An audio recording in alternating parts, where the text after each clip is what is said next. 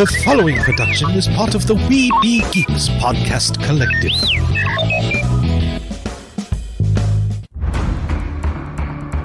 From days long ago, from uncharted regions of the universe, comes a legend.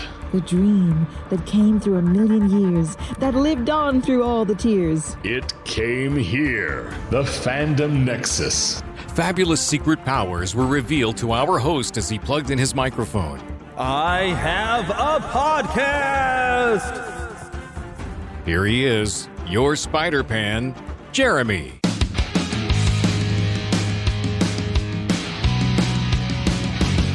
Yes, we're back, and we're coming out on weekends now. I think that's going to be the goal going forward. We're getting back to that weekend release. So hopefully I'm going to be able to be consistent on that, and we're getting back onto our regularly scheduled program. Yes, that is right. I am back. It is me, and I am not flying alone this week. And, okay, you're never going to believe this. Those of you that are new, those of you that are new are not going to know who you are. Ooh, it's interesting. Yes, we have some new people that have just started joining the show, and they have not yet to meet the Lost Boy Eric. Well, hello. How's everyone doing? Which I'm waiting for my theme music to kick in here. But, well, I don't have a button for that anymore. It's been that long. It has been that long. The show has been completely changed because, last time, I think it was like COVID that kind of nearly shut me down, and the show started changing, and they were giving you some crazy hours that I couldn't get coordinated with you anymore, and I was like, man, COVID just about killed this show. But we're back, and you're back, and I'm back, and I've got a back. Well, okay, does Baby got back? Okay, no, I don't. Nobody puts Baby. Okay, never mind. I'm not going to quote Dirty Dancing here. No, that is beneath me. At the very least, I am finally out of overtime. I am finally able to spend a little bit of time doing the things I want, much of which involves enjoying the things of my past, enjoying the things that make me happy, and listening to extremely loud music. Yeah, I think I was like, no, my music thing seems kind of loud. Let me turn that down just a little bit here. So, wow. Yeah, and then nice you get to hear all the music and all the funny sounds I make with my nice little Zoom machine now. But we've got a great show planned, by the way. We've got all of the usual stuff of what have you been watching, what have you been playing. We've got some fun news, a lot of great stuff in the trailer park. And also, we've gotten to view Guardians of the Galaxy Volume 3, so we're going to review that movie and also talk a little bit about some of the Marvel characters that you will find in there. And the music already stopped before I got to intro everything. Doggone music, you were supposed to keep playing, but that's okay.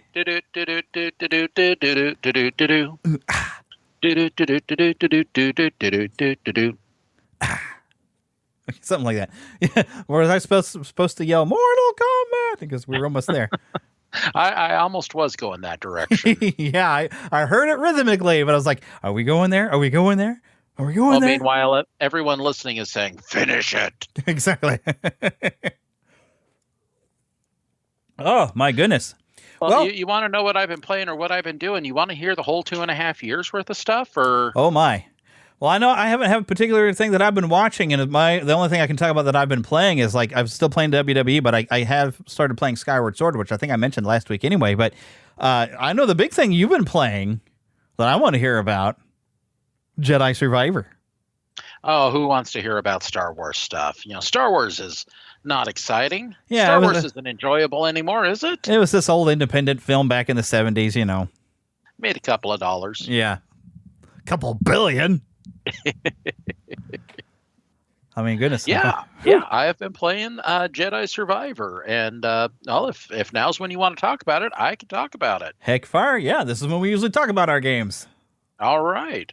Well, Jedi Survivor picks up about 5 years after the events of Jedi Fallen Order. Cal Kestis is still out there. He's still trying to fight against the Empire, but he's no longer with the crew that we met in Jedi Fallen Order. So this story is about how he meets back up with them, how he resolves the differences that they've had in the past, as they are actively trying to find a place that can help keep them and anyone that they find along their journeys safe from the Empire. It involves elements from the High Republic from 200 years in the past. It takes a look and sees what's going on at that time. You know, this is currently about 10 years before the Battle of Yavin. So, you know, there's a possibility that we might start to see Cal starting to tie in with other elements that we've seen recently within the Star Wars universe. This is set about the same time as Obi-Wan was, the series we got last year. And Star Wars Rebels should be about this time too. Star Wars Rebels is still about another 5 years down the road. Okay. But it does have cameos that you're not going to expect. It takes you to planets you might not have anticipated going to. Overall, I've really been enjoying this game. There are a lot of collectibles to go out there and find. There are a ton of collectibles, I'll put it that way. The only real criticism that I've got about the game is it feels like it went by way too fast. Now, my frame of reference here is Hogwarts Legacy. And I have absolutely loved Hogwarts Legacy, being able to dive in and be a student at Hogwarts and do all sorts of stuff and not get into trouble for it. But it's a very immersive map with a lot of things to do, a lot of things to keep you busy. Same thing with Jedi Survivor, but I don't feel that it's quite as expansive as the original game. We do have planets to explore, and the exploration is really the big draw of the game here. Yeah. You've got your main story, which will take you maybe about 20 hours to get through, and that's where my biggest concern is that the story seems to pass by pretty quickly. It seems weird saying it's only 20 hours worth of story, but you play through it pretty quickly, especially if you're on one of the lower settings. Which again, for my benefit, it's great that it's got lower gameplay settings because it allows me to, fully immerse myself in the story while knowing that my reflexes certainly aren't up to par to really enjoy that aspect of the game. But overall, I've really enjoyed it. The story talks about loss. It talks about betrayals. But it also, kind of wraps everything up and says, okay, this is where we're at. This is what we've been doing. Let's go. Let's do better. Not just let's do something different. Let's do something better. So what's been your favorite Jedi setup as far as, because I've seen where you have your single-bladed lightsaber, your dual-bladed lightsaber, your pair of lightsabers, your crossbeam lightsaber, or lightsaber and a blaster. What has been your favorite? Well, the two stances that I've been using are primarily the double-bladed sabers, or dual sabers rather, and the blaster. Because the blaster allows you to get in long-range shots that you normally are going to have a difficult time getting to with just your blades. Yeah. Comes in handy when somebody is waiting to ambush you as soon as you make some difficult maneuver to get over to them. Well, and some of the collectibles are related to a little scavenger droid that if you don't get them just in time, you lose out on that collectible. You got to go back, find a save point, and restart to try and get that collectible if that little droid gets away. So that blaster certainly helps in keeping that droid from running away too quick. That's not BD, is it? Oh, no, it is not. These are actually in the game. They're called scavenger droids. Part of what the game exemplifies is searching, looking for hidden things, trying to find these different collectibles throughout the game. The planets that you go to have their own collectibles that you're looking for that can be redeemed. Part of the reason why you're looking for collectibles is that you can redeem them for, in some cases, cosmetic upgrades. You can change the way that Cal looks in the game. Different clothing, different hairstyles, different facial hair arrangements. Quite honestly, I have seen some videos of Cal looking like he just walked out of a trailer park with a mullet and a handlebar mustache with a red, white, and blue pistol in one hand and a red, white, and blue lightsaber wearing a tank top. You can actually go that extreme in there. Of course, the videos I've seen have had background music proclaiming Murica. But yeah, the customization is pretty cool. But in the original game, you could change some elements. You could put on a different poncho, or you could do a different general clothing. And you could also change the coloring on BD1 and change the coloring on the ship. Nice. With this game, not only can you customize Cal's look and his clothing, but you can customize BD1 with different parts You can customize your lightsaber. It was something you could do in the previous game, but you can not just customize and put different pieces onto your lightsaber, but you can choose different metallic elements to show there. You can change whether it looks polished or rough. You can, change the type of, you can make it look more like a wood grain than like metal on some of these elements. You can also make those type of changes to your blaster as well. So if you want it to look like an Imperial blaster, you can. If you want it to look like Han's blaster, you can. Now, I haven't come across anything to make it look like Chewie's crossbow. It's not really a rifle. But, there's some pretty interesting and unique variations on it. I think one of them, you can even make it look like Zam Wessel's blaster with this kind of futuristic sci-fi look to it. Yeah, the futuristic look that's actually the past of what we grew up with. Kind of a Buck Rogers type of futurism. Yeah. You, as I said, you do get to learn a little bit about the High Republic. And, while fortunately we don't have to hang out with any talking rocks, that's an inside joke if you know the High Republic. Know nothing of the High Republic. So no worries. But you do get to spend quite a bit of time with a robot who has a leftover from the High Republic. And the storyline involves characters from the High Republic and a discovery that they made. So, but through the storyline, again, you get to reconnect with all of your friends from the first game. You're not really going to any places that you already have been in the first game. All of the locations are new. Certainly the most expansive world is the one where you find Grease, the pilot, at, called Kobo. That's where a lot of your side missions take place. That's where a lot of the collectibles are at. And Kobo is very integral to the storyline of this game. You find that there's Imperial outposts that have been built in there.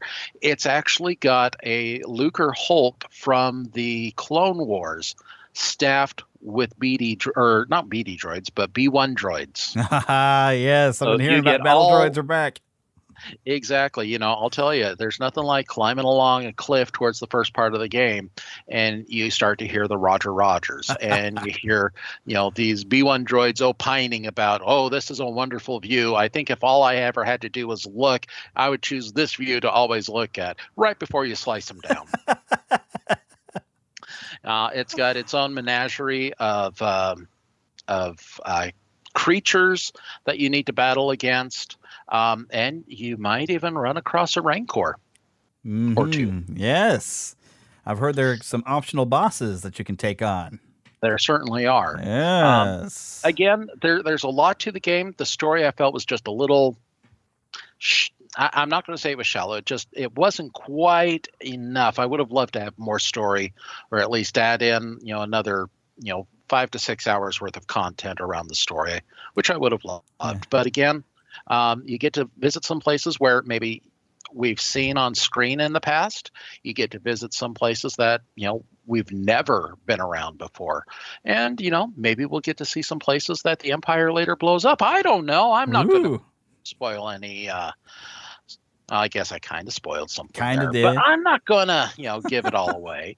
But again, it's 10 years before the Battle of Yavin, so, there's still a lot of room and a lot of story that could be told within that next 10 years. At the end of the day, it is a really fun game. I've really been enjoying playing it. There have been some glitches, and a big patch just came out this last week to help fix some of the errors. The PC version has not gotten great reviews because of a lot of the glitches that players have had.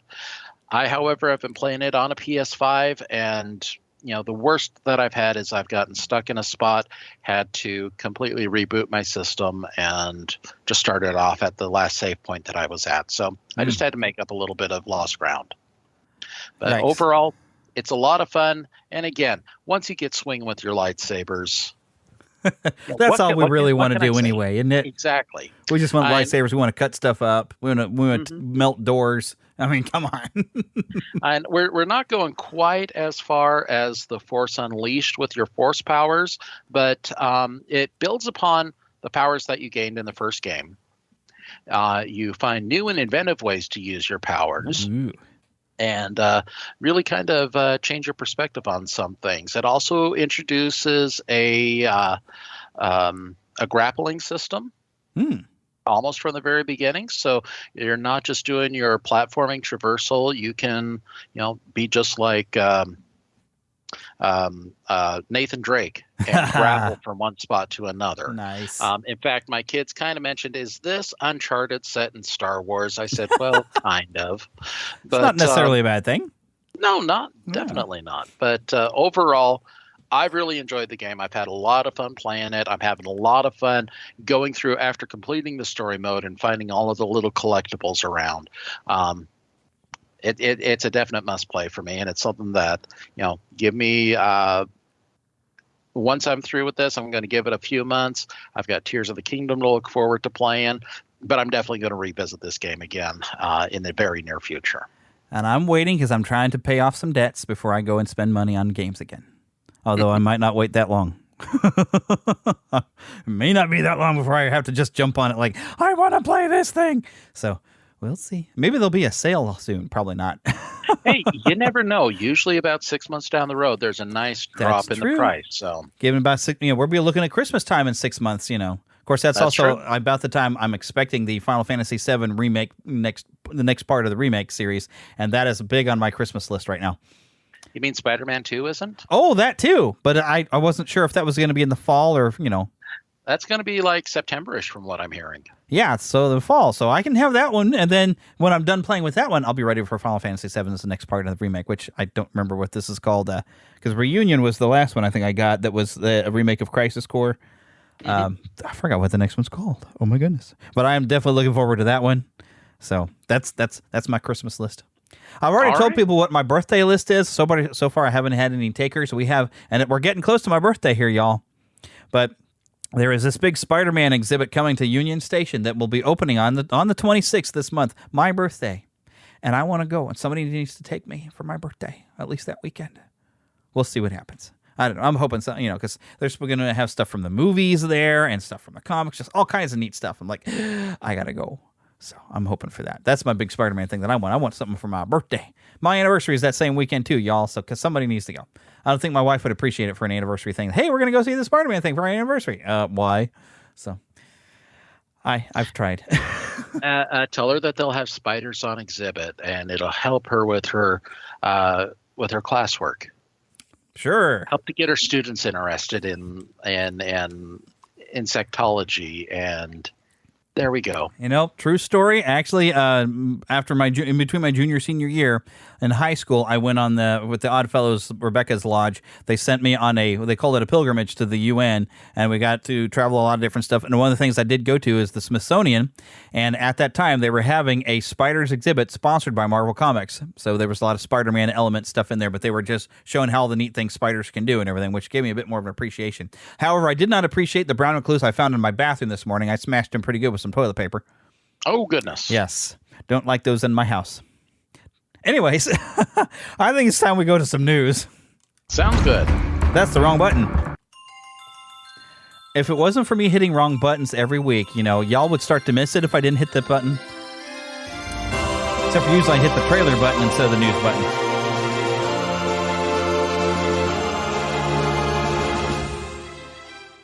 Spanning the Disney and geek universe to bring you the best in comics, toys, movies, and entertainment. This is news from around Neverland. All right, so I'm going to show something here at the camera that Eric is seeing me on. So I learned something here at Free Comic Book Day, as they had a Teenage Mutant Ninja Turtles comic. And I looked at it and said, this is cool. It's very styled from the 80s. Mm-hmm. What this is previewing is TMNT Saturday Morning Adventures, coming May 31st. It might already be out in comic shops. But there is a comic book now that's going to be picking up where I guess the 80s series left off, doing in that same art style. It's probably out in comic book shops right now. I am looking forward to checking out. It would be really cool if it had some of the same writers that had written some of the episodes of the old animated series. But I have not really, other than Free Comic Book Day, I haven't really picked up a comic in a long time because I've been buying games mainly with my fun money. But this is definitely now on my pull list of like, ooh, I want to read this. because I don't like if I try to get into like the Last Ronin I could probably read, but if I wanted to read any Ninja Turtles comics, I would be confused of what they've had going on since whatever time. But this is picking up from the era that we grew up watching Turtles, so I'd be able to just jump right in and be like, "Yay, I know all the things going on with these characters." So, that's the first thing I have on some news right there. I'm super excited, and I didn't even know until Free Comic Book Day that this was happening. That title has actually been coming out for about 3 or 4 months now, with this Saturday morning title to it. Really? And you're right. It does harken right back to those 1980s or to the 1980s series. Alongside that, I have been playing the Teenage Mutant Ninja Turtles Shredder's Revenge game. Oh, yes. Which has also been hitting me right in those 80s nostalgic feels compared to the old Turtles arcade game. But the only disappointment that I have with this current series is that it is not featuring art by Ken Mitroni. Now, you might not know who Ken Mitroni is by name, but he was one of the 2 artists who worked on the Teenage Mutant Ninja Turtles comic book series from Archie, TMNT Oh, Adventure. Yes. You know, him along with that, oh dang it, and the other guy, and he actually just came up on Facebook today. A Guy Gilchrist used to draw some of those comics too, and I've gotten to meet him before. Now Ken Mitroni has worked on a little thing called the Great Space Arc. I have no idea. No, okay. Nope.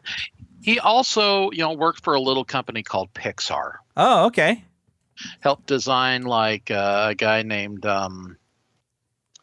now I'm blanking out on the character's name. It's the bad guy from Buzz Lightyear. Zurg. Nice. Helped design Zurg, and I'm following him on Facebook as well. It's just he had a very distinctive style, very cartoony style that I really like.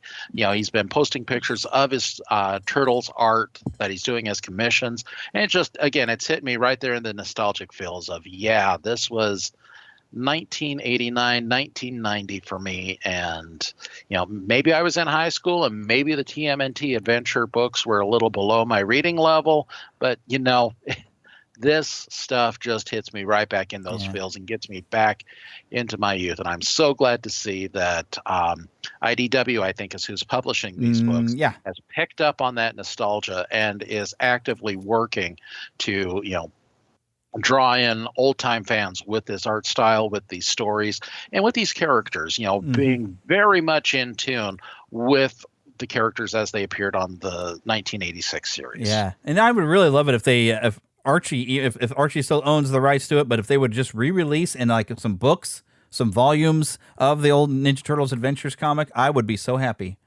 You know what? They have, but it's been a few years. Oh, how did I miss this stuff? Oh, my goodness. Okay. Well, now see, I got stuff to go track down because I'm now a few issues behind on this series that I want to start reading, and I want to read all the Adventures ones. My goodness. Oh, wow. Because I want to read that stuff because I didn't get to read it all when I was younger. I was broke. I was a poor kid. I was middle school, So you ain't got no money in middle school. So anyways, but the next thing I have, I only really grabbed 2 things for news this week because this is just kind of some fun. With Spider-Man Across the Spider-Verse swinging into theaters on June the 2nd, Burger King is offering a Red Whopper inspired by Miles Morales' suit from May 15th through June 21st. So probably by the time you hear this episode, you could go to Burger King and get a Red Whopper. Now, it's the bun that's red, not the burger. Oh, right. That's, because I like my meat well done. I'm sorry, folks. It can't be bleeding, y'all. I want it done. Not like burnt, but still juicy. But yeah, if it's pink, I'm sending it back for a little bit more cooking. Just make sure it's got a nice sear on it. Yes. Good stuff. So, but yeah, I thought that was kind of fun. They're going to have a red thing. It was a lot better. Didn't they try at one point? They were going to do a green bun, and everybody's like, "Oh, that just looks gross." Well, and they've also had a black bun in the past. Yeah. And with certain dietary consequences as a result. Yes, I think I remember hearing about that. I didn't eat one, and I'm thankful. Oh, yes, indeed. So, yeah, that's the only bits of fun. But now just to keep the show rolling, and I'm going to make sure I hit this button. Mama, another gator got in the house. Another gator? Give me that shovel. Come here. Get him, Mama. Get that gator. The Neverland Trailer Park. Yeah, some of these sounders just ain't changed, even though the show has changed. But I got a ton of trailers, and one of these trailers I haven't even watched yet. But this is a bit more of a series, but I'm interested in, from Christopher Nolan, Oppenheimer.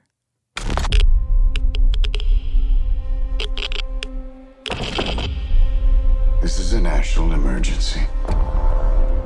Detonator charged.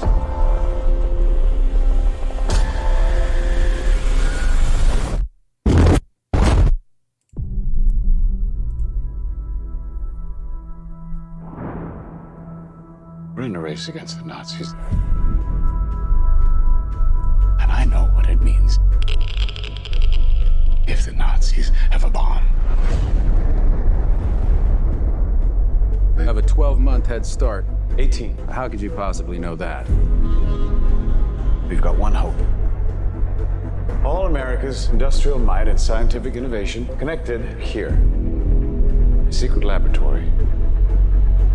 Keep everyone there until it's done. Let's go recruit some scientists. Build a town, build it fast. If we don't let scientists bring their families, we'll never get the best. Why would we go to the middle of nowhere for who knows how long? Why? Why? How about because this is the most important thing to ever happen in the history of the world? You're the great improviser, but this you can't do in your head. Are we saying there's a chance that when we push that button, we destroy the world? Chances are near zero. Near zero. What do you want from theory alone? 0 would be nice.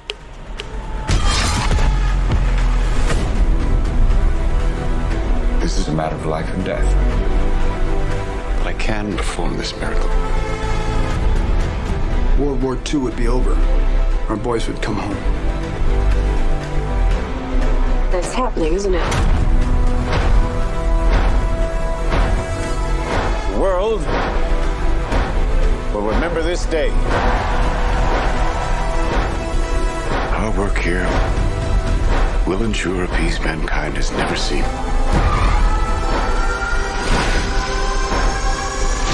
Until somebody builds a bigger one. You are the man who gave them the power to destroy themselves. And the world is not prepared.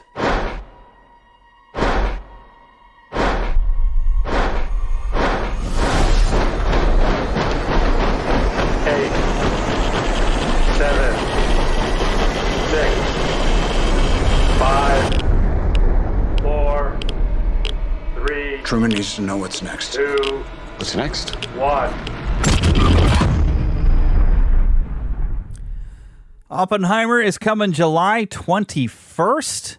Written and directed by Christopher Nolan. Wow. And I like some of the description it has here. It's shot in an IMAX. Epic thriller that thrusts audiences into the pulse-pounding paradox of the enigmatic man who must risk destroying the world in order to save it. Starring Cillian Murphy as J. Robert Oppenheimer, Emily Blunt as his wife, biologist and botanist Catherine Kitty Oppenheimer. Matt Damon is in this, Robert Downey Jr., Louis Strauss. So many people showing up in this movie. I like a good historical drama, but this is one of the things where we're trying to make this bomb before the Nazis make one. We're trying to race because we feel like we have to make this thing. And then, this is the bomb we used and realized, what have we done? Mm-hmm. We've now created the scariest power that we possibly can have. And I like this line in the trailer says we've got a bomb that we can have peace now until somebody makes a bigger bomb. Mm-hmm. Mm-hmm. So it's a very scary, very dramatic time when we realize, where we've been in the nuclear age. And, especially, Russia's already threatened to launch some at people, There's still that looming threat that one day somebody's going to just push the button, and there it goes. Yep. So yep. I'm interested in seeing this. This looks very intriguing. A lot of stories that most of us really just don't know about. Oh, yeah. Well, and I'll tell you, though, here we've got a summer movie coming out with a guy in a fedora who wants to fight the Nazis. And it's not Indiana Jones this time. And but they were loading. The government had something important in a big wooden crate. Yeah, that's true too. So yes, I'm looking forward to checking this one out. It's on my list. Here's something that I didn't think I was interested in when I heard about it, because the Gran Turismo games don't have a story. It's just a racing game. I was like, I don't care. But then I saw the trailer for it in front of Guardians of the Galaxy Volume 3, and I must say I'm intrigued. It's actually based off a true story. If you miss a line in the game, you reset. You miss it on the track, you could die. Who do you think the best driver is? Probably Rory. I would dust him in a lap. Jan, all you do is play video games with some crazy dreams of racing cars. Dad, you're the one that told us to always do something we love. You know what racing cars cost? Look around. It's not our world, son. What is this? It's a contest. The best Gran Turismo players in the world get a chance to compete in professional racing. Dude, this is real. This is real. I'm sorry. You really think you're going to take a kid who plays video games in their bedroom, you're going to strap them to a 200-mile-an-hour rocket? It'll tear him to pieces. You can hate me now, It's not going to work. The guys who race are elite athletes. but I won't stop now. Your kids are scrawny little gamer kids. Well, that's where you come in. Come on, let's go! Cause I can't stop now. Must be a new experience for you, moving your legs. You puked on my lawn. There's no turning back now. When you're in a race, the cockpit is going to be 140 degrees Fahrenheit. The G-forces will be twice what an astronaut experiences upon liftoff. I can't see anything! Hey, you get extra points for that in the game? Had to hustle hard, never give up. This whole thing is insane, but out of the couch surfing nerds that you sent me, he is the best one. You made it. Yes! Welcome to Team This End. What's next? It's Major Leagues. The other drivers are going to hate you. Come on. Whoopsie. Dude, what is your problem? It's part of the game. It's called racing. But I won't stop now. If you miss a line in the game, you reset. You miss it on the track, you could die. You can hate me now. But I won't stop now. I know this track. Because I can't stop now. I've raced it 1,000 times. That's what I'm talking about. You can hate me now. But I won't stop now. So this is coming in August. Let's see what we got in our description here. Oh, they don't have a description actually here on Sony's official chain. Oh, no, here it is. Based on the true story of Jan Mardenborough, the film is the ultimate wish fulfillment tale of a teenage Gran Turismo player whose gaming skills won a series of Nissan competitions to become an actual professional race car driver. And I thought I recognized the guy playing his father. Let's see here. Yeah, Digimon Hinsu. Yeah, I recognized him. And, of course, David Harbour and Orlando Bloom also in this. Oh, look, Jerry Hollowell Horner. So we got a Spice Girl in this thing, too. Who would have thought? But I did not expect to be interested in this. But I saw that and I was like, this is kind of just an intriguing idea. Somebody really taking a risk. Can we learn things? Because they actually have used some video game stuff to actually train people in certain things. Training. You've got Microsoft making flight simulator games that are pretty much real. Like if you could learn this game, you could learn to actually fly something. So I find this to be a pretty intriguing concept. So I kind of want to check it out. Coming in August. Does that sound like something you would have thought to be interesting until you saw a trailer? Oh, you know what? The story behind it intrigues me. And, one thing that I've loved about the Gran Turismo games is that they really have been top notch in trying to actually put you right there behind the seat of the car as you're racing. And I think this is the perfect marriage of game and true story. Yeah. So I would not have thought I'd be interested in this because I only have ever played like the first one back on the old PlayStation. And I was blown away by how realistic the cars looked. Even on the old PS1, generation, I was like, wow, but what they can do now. But the more realistic they get, the harder time I have playing a driving game. So now the only driving games really I play is Mario Kart. Same here, but I'll tell you, if he starts talking about family and they send cars up into space, I might have a little bit of concern. Yeah. Here's something else I didn't know was coming, but it caught my eye. You know, Wes Anderson, when he makes a movie, has that certain color palette that just looks interesting. But he's got a new film coming out that just looked weird and wacky and fun, and I kind of want to check it out. It's called Asteroid City.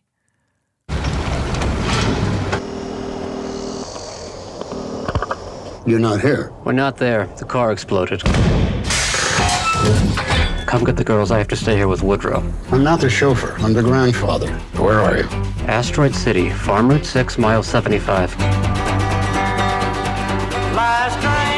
Junior stargazers and space cadets. Each year we celebrate Asteroid Day, commemorating September 23rd, 3007 BC, when the arid plains meteorite made Earth impact.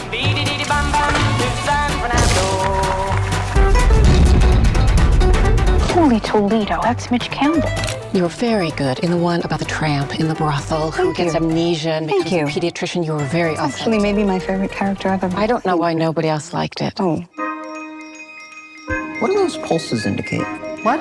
Oh, the beeps and blips? We don't know. Some of our information about outer space may no longer be completely accurate. Anyway, there's still only 9 planets in the solar system as far as we know, Billy. Except now there's an alien. What's happening now? I don't know. I don't like the way that guy looked at us. The alien. How did he look? Like we're doomed. Maybe we are. I've just informed the president. How long can they keep us in Asteroid City legally? The world will never be the same. That's an alien doing jumpy jacks. That's an alien in a top hat. What's out there? The meaning of life. Maybe there is one. Are you married? I'm a widower. But don't tell my kids. You're saying her mother died 3 weeks ago? Let's say she's in heaven. Which doesn't exist for me, of course, but you're Episcopalian. In my loneliness, I learned to give complete and unquestioning faith to the people I love. I don't know if that includes you, but it included my daughter and your 4 children. Sometimes I think I feel more at home outside the Earth's atmosphere. Oh, wow. Me too. They're strange, aren't they? They're children. Compared to normal people. Yes, that's correct. It's true. Freight train, going so fast. Freight train, going so fast. I do a nude scene. You want to see it? Huh? Did I say yes? You didn't say anything. I meant yes. My mouth didn't speak.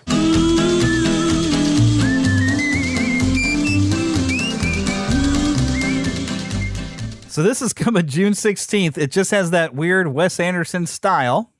Asteroid City takes place in a fictional American desert town circa 1955. The itinerary of a junior stargazer space cadet convention organized to bring together students and parents from across the country for a fellowship and scholarly competition is spectacularly disrupted by world-changing events. And let's just say this is an all-star cast. Holy cow. I mean, even from, dang it, Ethan Hawke's daughter. Tom Hanks, Ethan Hawke's daughter that was in Stranger Things even. That's the range. Maya Hawke, yes. That is some serious range of actors. Even Steve Carell in here. I saw Jeff Goldblum's name actually go by on the list. I mean, Scarlett Johansson. It's jam-packed full of big names. Oh, indeed. And it's given me such Route 66 vibes. Oh, yeah. Just the kitschiness of it. So this is definitely something I'm interested in following up on. Yeah, and the looking of the town reminds me if the Cars movie was done as a real life thing, it would kind of look how this movie looks, with being out in this little desert small town thing. Look. What do you mean as a real life thing? I visited Radiator Springs. It's in Anaheim. Well, there you go. Well, that's what this town looks like. It reminds me of Radiator Springs, and even the color palette they use. It's just such bright colors that I'm down. This looks really cool. So then, all right, we got one last trailer that I have not even gotten to watch yet, but we actually have a third trailer for Spider-Man Across the Spider-Verse. And I clicked it, and it's nothing happening. There we go. My name's Miles Morales. I'm Brooklyn's one and only Spider-Man. And things are going great. He's gonna be here any minute. Should be simple enough. Give me your money. So are you like a cow or a Dalmatian? Spider-Man! I am the spot. It's not funny. Don't do that. There's bubbles now. Hold on.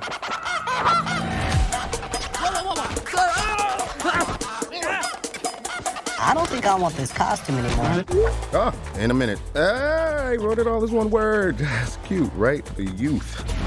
How's this going? Miles? Solid. What have we always said? Miles' grades are pretty good. A in AP Physics. That's my little man. And a B in Spanish. What? Ooh, okay. Miles. Are you trying Mira, to eso kill es me? imposible. Okay. I gotta go. All right, bye. Miles! Gwen? Want to get out of here? Welcome to Spider Society. I'm Spider-Man. Oh, no way. All of us are.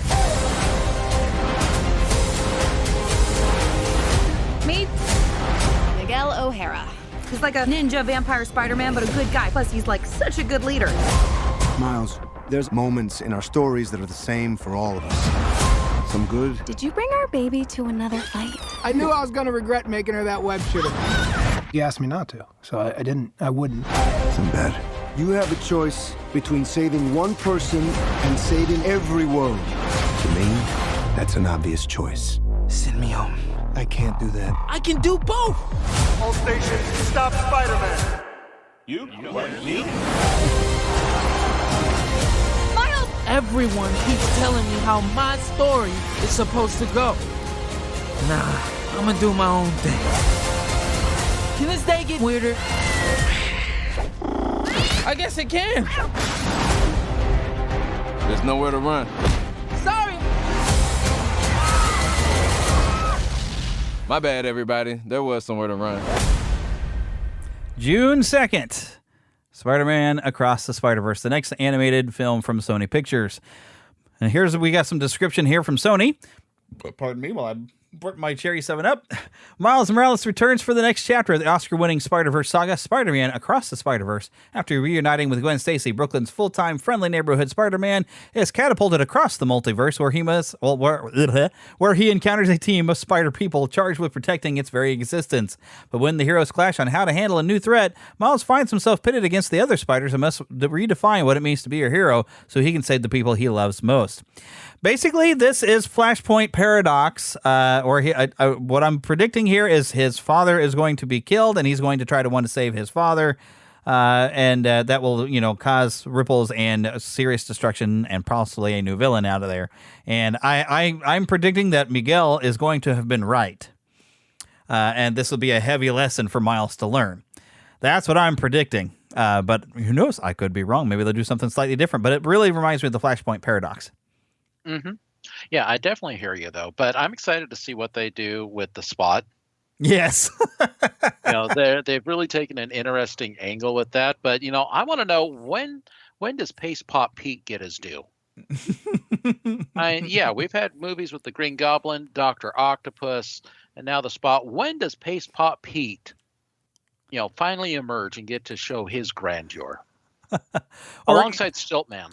Oh, Stiltman, or even heck, I'd take the White Rabbit and Frogman at some point. Would be nice, just for something to mix it up. But still, at least giving something to the Spot, because the Spot, done right, he can be a threat because his power can cause you some serious problems. Oh yeah. So. Oh yeah. They've done him as kind of a joke, but I bet he could be the one who's going to become a more serious threat, due to Miles' actions. Perhaps we'll see. That's coming up very, very, very soon, June 2nd. Mark your calendars. Do it now, okay? Don't pause the podcast. Don't turn it off. Pause the podcast. Go to your Google Calendar or wherever on your phone, whatever, Apple Calendar, whatever you've got. Mark it down, June 2nd, okay? Okay, but in order to just keep the show going, I'm going to hit this button. Want to see a movie? Yeah, any good? It was bad? I'm fuzzy on the whole good-bad thing. My eyeballs could have been sucked from their sockets. I like it a lot. The best movie ever made. A Fandom Nexus movie review. I feel like I really should have pulled up an IMDb page to be able to talk about the cast of this. I'm going to do that real quick. But yeah, we saw Guardians of the Galaxy Volume 3. I figure you've gotten a chance to check this out as well, haven't you? Oh, yes. Saw it a week ago Thursday. Okay, so you got those early showing. Oh, yeah. I waited for Saturday so I could do it as part of the whole, free comic book day thing. It's tradition for me. It is tradition. There's one thing I wanted to look up because the actor playing the High Evolutionary looked familiar. Chukwudi Iwuji. I hope I'm saying his name somewhat right, but I'm like, why do I recognize him?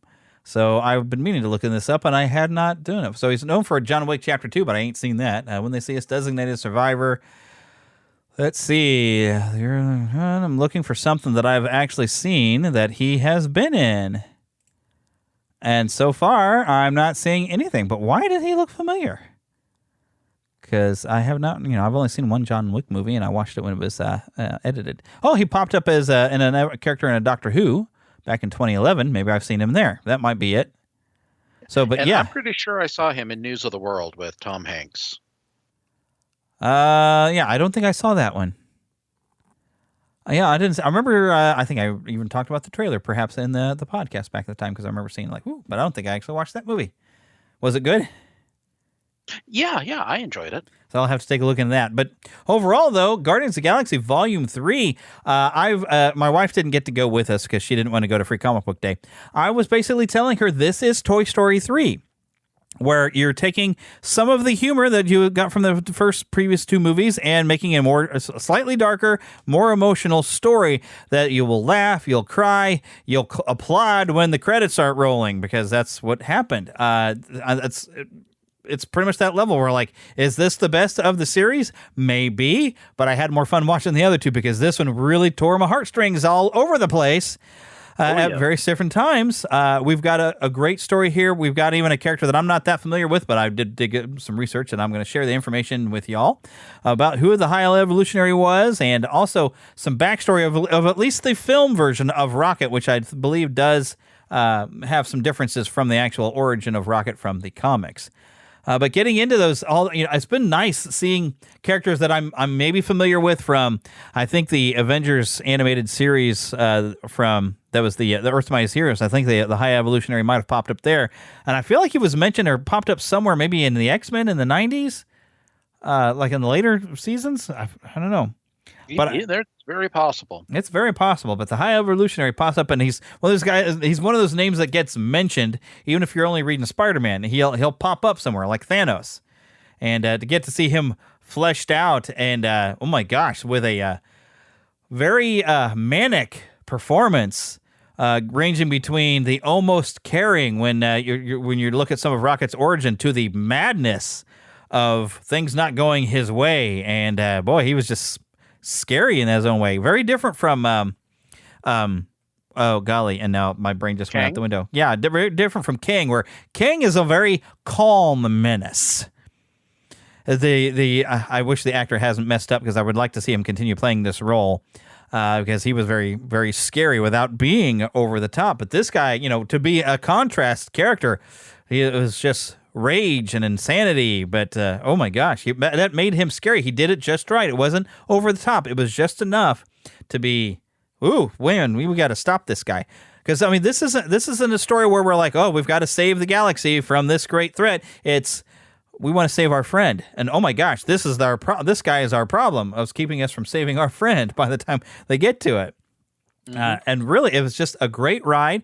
The only real complaints I would have is there was an F-bomb dropped in the middle of this film, which I didn't find to be necessary. I don't know why this is a Disney Marvel film and we had that happen. But I guess they don't care these days. But I did. I was like, ooh, it shook me out of it a little bit. Like, whoa, hey, especially the actor that they have saying it. I felt like it's against the type of person he's presenting himself as. And yeah. I'm not going to get too far into that, but yeah, I don't want to spoil who says it, but I was like, coming from his mouth, that seems really rough because he's come to represent a lot of different things. And he seems to make a stand on things that I would agree with, but yeah, we'll just leave it at that. But overall, I really enjoyed it. It was 2.5 hours, but I really didn't notice the length of the movie because it felt to me like the pacing was really good. They filled it up with enough story. I was intrigued with what's going on with Rocket's backstory and all the different elements going on. And when we weren't getting the intriguing elements, they were doing something funny to make me laugh again. But also really develop the characters and showing how some of these characters that maybe didn't feel appreciated, what's special about their characters, maybe outside of what we would think is what makes that character special. Showing them like, hey, you know what? And I almost cried at this line where somebody gets their name renamed at the end, but I'm not going to say what, but I think you probably know what I'm talking about. It's like, oh, they call you this? Well, now we're going to call you this. And I was like, for you being a father, I bet, I'm going to give away stuff if I ain't careful, but you being a father, I bet that hit you a lot more than it did me. Oh, yeah. Oh, yeah. But yeah, I highly enjoyed this movie. Just had a great time with it, and I'm looking forward to taking my wife to see it because she's going to cry too because there's a lot of animals. Well, and there's a bit of a warning there. If you're an animal lover, you might have a hard time with this film. I did take my whole family to see this. My little 11-year-old daughter got a bit squeamish because the animals in this film are not treated very well by the High Evolutionary. Yeah. We've seen images of Rocket without his, shirt or vest on, and you can tell that he's actually had some pretty invasive procedures done to him. This does not leave much to the imagination to show what kind of procedures were conducted on him and other animals by the High Evolutionary. Yeah, you see at least the end results, and there is one scene that they kind of Hitchcock it for you where they're seeing what's happened, and even Nebula says like, wow, what was done to him was worse than what was done even to me. So I'm glad they're not showing it to you, but you get the idea of what they're seeing. There's definitely a scene, though, with those animals that, especially if you love animals, you're going to cry. If you had a hard time with the whale in Avatar Way of Water, you'll have a hard time with this. And I didn't see that movie, so I don't know. So there's no context. I have no context there. But, it is a very moving story. Yes, it was. Keep in mind that people going into this movie, we've lost characters in the first movie. We lost characters in the second movie. So, if you're approaching this movie anticipating a loss, just be prepared. You're not expecting to have happen what you're expecting. It's a lot more emotional. Yeah. Well, I don't want to say that I won't. Yeah. There was people even going into the movie, some friends of mine that had heard certain things. Oh, well, somebody had said this, so I bet that character is not going to make it. But I was actually able to make a lot of predictions as things were going along of like certain bits of dialogue. And I kind of was thinking, it's like, oh, well, these characters are not actually going to die, especially they were too invested in one character. But some of the dialogues bits that came up, I was kind of saying in my head, it's like, oh, they're going to say this because that's going to be the thing. And towards the end of it, there was two really big lines that I was like, yeah, I know what the Otter's going to say this and Rocket is going to say that. And I was like, yep, there they are. But yet I didn't mind. Yeah. I was you know what? I predicted that was about to happen, but it's like, it was awesome when it did. Well, and what I will say is one of my favorite lines from this movie, and I think you'll agree with me, was "I love you guys." Yeah. Oh, that was absolutely great. It is a great part of the movie, and it kind of cements, I think, a lot of what these three films have been about. Yes, definitely. And even who says it kind of leads up to like you kind of learned that everybody has started to understand. Except for one person who's not been around, doesn't understand. But then maybe at that point, it's like, hey, we the audience get to understand. Maybe this character will understand as well. It's all about understanding. Yes. And I hope I didn't say too much, but I appreciated that really good. I was like, oh, we can understand now. Now, a few of the other things that I really liked. We have Kraglin, who at the end of the last movie is still learning how to use Yondu's arrow. Yep. And he has a great moment. We've got a great moment of Cosmo, who's been fighting throughout the whole movie, wanting to be called a good dog. Yep. that she's not a bad dog. And there's a wonderful payoff for that. Yep.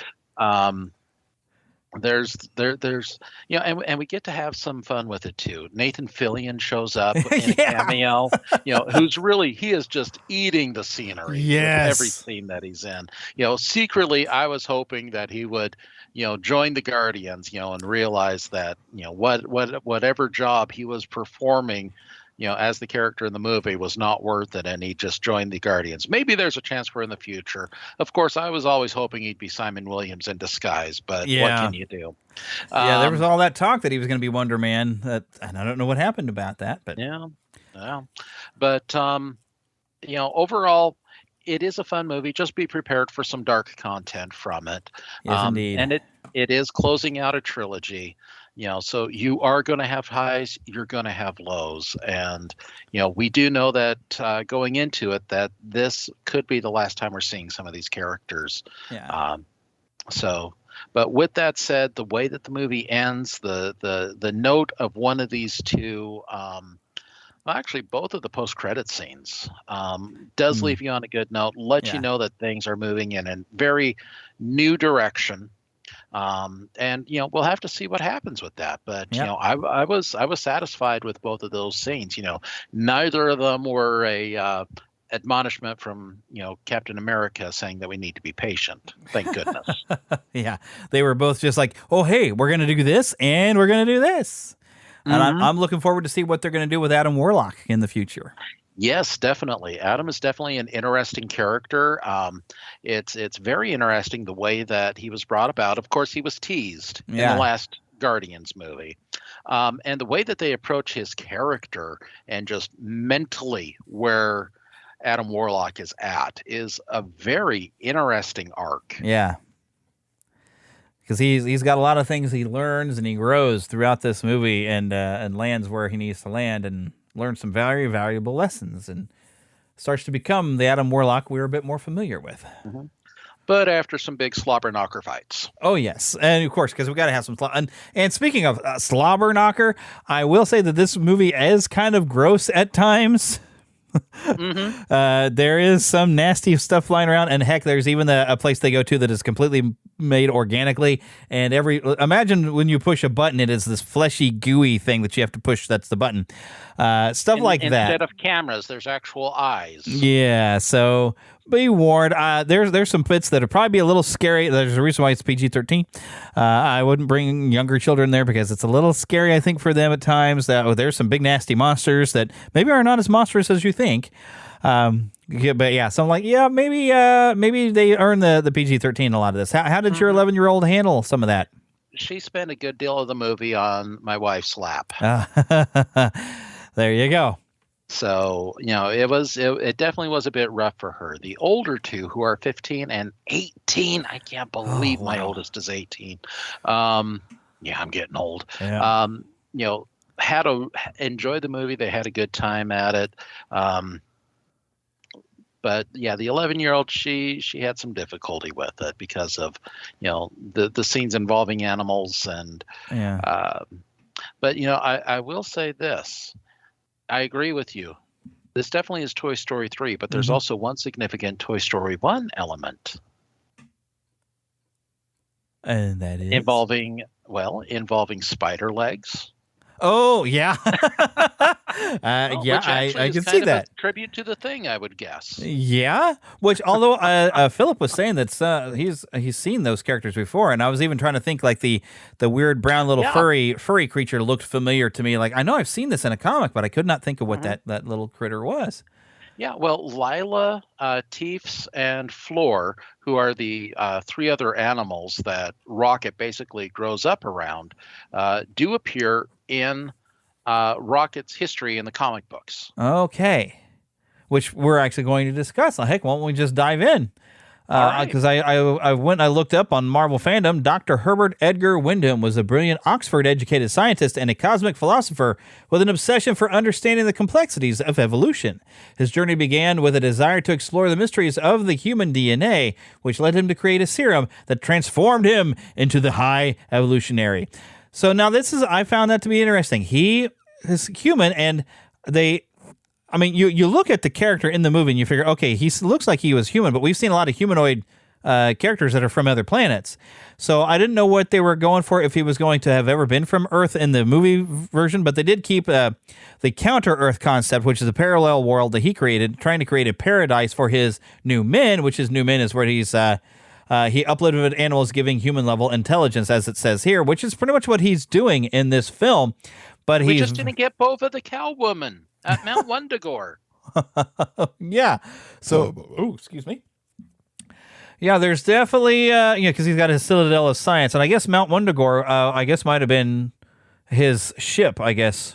Well, I don't know if they named it. Laboratories in the comic book. You know, that entire area where Wanda and Pietro came from, Mount Wundagore, was part of the High Evolutionaries' base of operations. And is that the new revision where they're no longer mutants? No, this actually goes back to some of their origins. They were raised by Bova the cow woman, who herself was created by the High Evolutionary.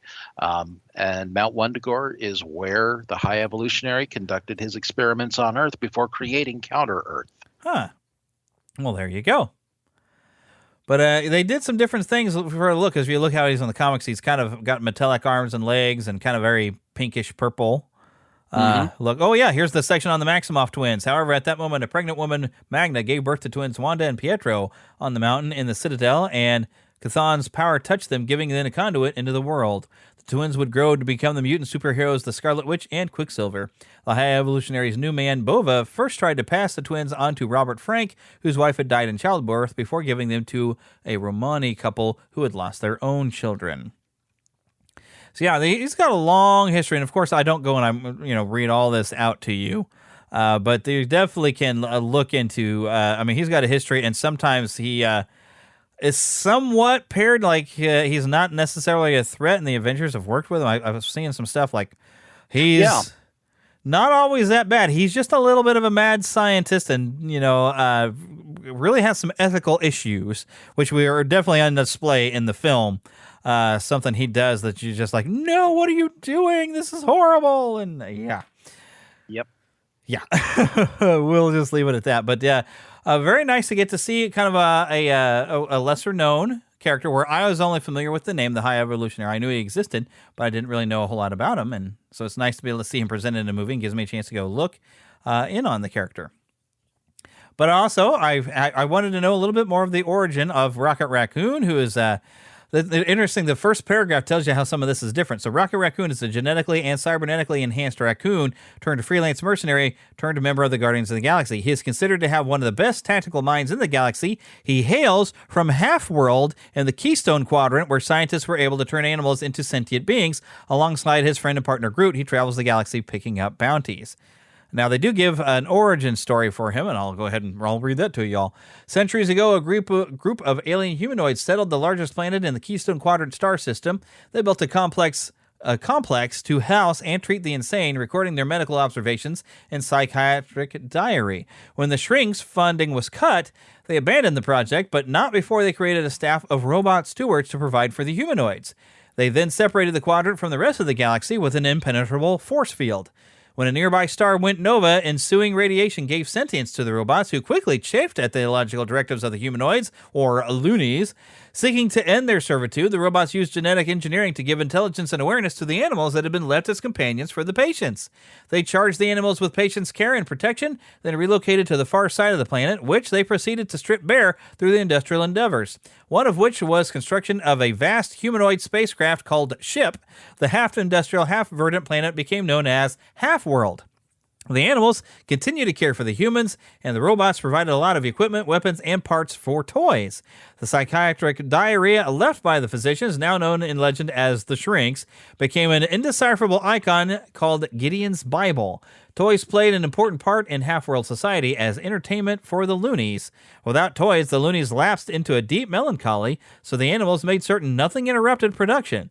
2 otters formed the first toy factory, and upon their death, it was taken over by the mole Judson Jakes, who established his headquarters in Space Wheel Space Station, built by the tortoise Uncle Pico. Pico designed toys, weapons, an army of robot clowns, and the bat-like Draculars. So yeah, slightly different, but one thing that I do wonder, well, it seems like these animals were brought there originally to kind of be companions to the humans there. So I wonder if Yep. maybe Rocket was brought actually from Earth with a bunch of other animals after all. Well, let's just say, the animals that are there on Half World are extremely similar to animals from Earth. Yeah, definitely. And I didn't get to finish. They did a Rocket and Groot, I think it was a limited series years and years ago. I think when the first Guardians movie had come out. I think I got 2 or 3 issues of it, and they had a female raccoon that showed up and met up with Rocket, and Rocket had been going around saying, I'm the only one like me, and then suddenly, no, you're not. Here's another one.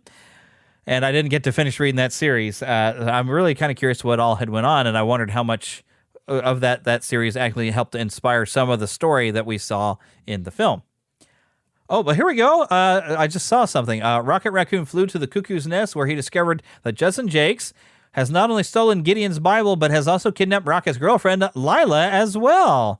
The 3 boarded the ship once again and head towards Judson's satellite headquarters, the Space Wheel. This is part of the Ranger days, which I don't know what the Ranger thing was. I don't know. That's a whole different thing. I see Hulk's name mentioned here. But yeah, there's... Had nothing to do with him being Ranger Rick. He was Ranger Rocket. There's a whole page for Lady Lila here, too. Lady Lila is a sapient otter and Rocket Raccoon's soulmate. She is the heiress of the largest toy-making empire, Mayhem Mechanics, or Mechaniques, I suppose I would call that, on the planet Half-World. Her parents were murdered by Judson Jakes, and he took over the company. Only through her marriage would he obtain full rights to the business. So, yeah, I hopefully this character is still alive. Oh, look, here's Walrus. We got to see him, although he was named Teef. Oh, and then Justin Jakes, I guess what he was mentioned before, he is a mole. This looks like a lot of interesting stuff. I'd actually kind of like to check it out and read it because it just looks kind of fun. All these different animal characters that are actually existing in this fashion. Just, this would make a good animated series. Really, you could make a series out of Rocket and Groot and have all these adventures with these animals and do all this stuff. Somebody make it. Hello, Disney. Disney would have to be the one. Production right now, so... That would be cool. I would like it. Get some backstory. But all right, well, we've been doing the show for over an hour, though. I don't know that I have anything more to add. Do you? Not really. I mean, overall, it was an enjoyable movie. They certainly draw on the rich background of the Guardians of the Galaxy and Rocket to come up and craft this story. Of course, being the MCU, they've got their own little differences between the comic book history and the stories that they're creating. But this has been one of the more enjoyable films out of the past couple of years from Marvel. For me, it's not quite ranking up quite as high as Spider-Man No Way Home, which is, for me, has been the pinnacle of what's come out the past few years, but it's definitely up there. Yeah, and definitely for the moment that I will always remember, and it reminds me of in Star Wars where Luke, when he goes to the burning homestead and he looks away, then when he looks back to the camera, he seems like you can see he's changed. We see the same moment for Rocket where we understand Rocket and his attitude about things a lot more at certain points in this story, but there is definitely a moment where you see his face go into that surlier look that he always has. We see that happen, and I was like, ooh, there it is. But we understand why he got there. And you're going to enjoy it if you haven't seen this movie yet. You're definitely going to enjoy it. And that was related to the Star Wars story I was supposed to share last week. Oh, that's right. You were late on your Star Wars story. So I was. Well, do we have time? Because you got to go and make some food. I do. But it'll take me like maybe 2 minutes here. Okay, 2 minutes. I'll time my it. My Star Wars memory. Of course, Star Wars has been a part of my life as long as I can think of.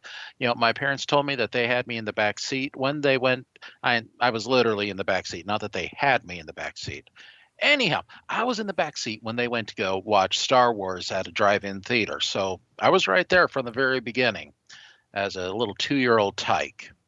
But when I was maybe 5 or 6, my family got an RCA video disc player.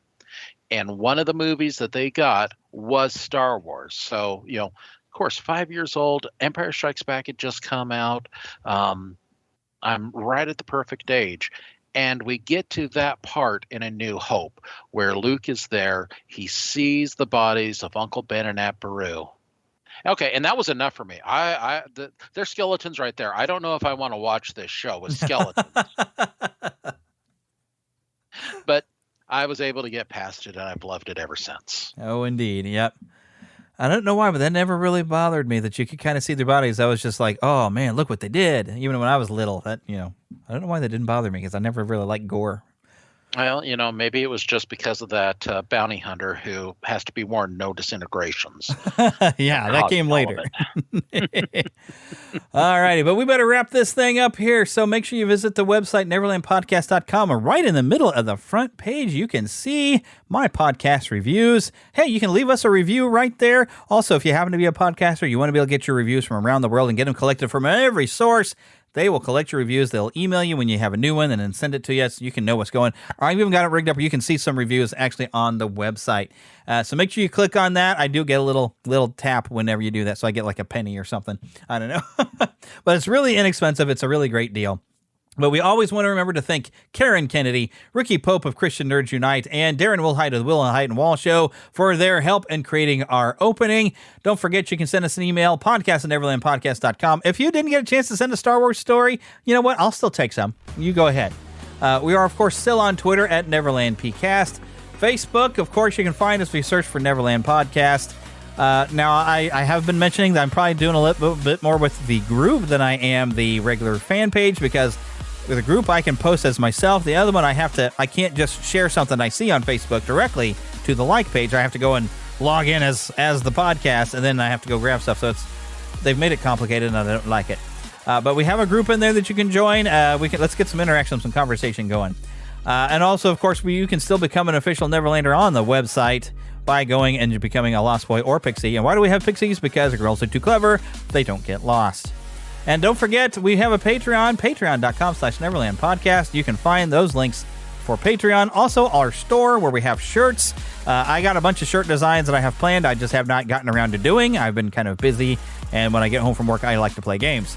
So I have more shirt designs that are coming along the lines of the Love is Service, pointing to a verse in Corinthians that I've made the last time based upon when we had Phil Lawler on here. I guess it's been a couple of months now.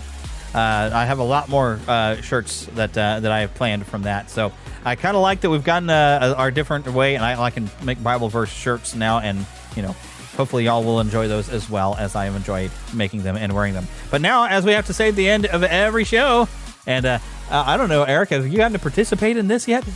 No, I haven't. Oh my goodness! Well, get lost in an adventure.